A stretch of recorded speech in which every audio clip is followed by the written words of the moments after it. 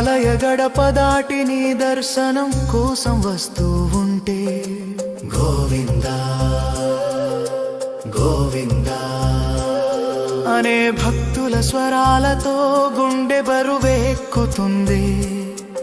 ఒక్క క్షణం చూసే నీ రూపంతో భూమిపై స్వర్గాన్ని చూసినట్టు అనిపిస్తుంది. గోవిందా హరి గోవిందా గోవిందా హరి గోవిందా. శేషాచల కొండనే తలదిండుగా మార్చి సేద తీరినాడు మన వెంకటేశ్వరుడు. శేషాచల కొండకు తన రూపం ఇచ్చి చేతులెత్తి మొక్కెలా చేసిన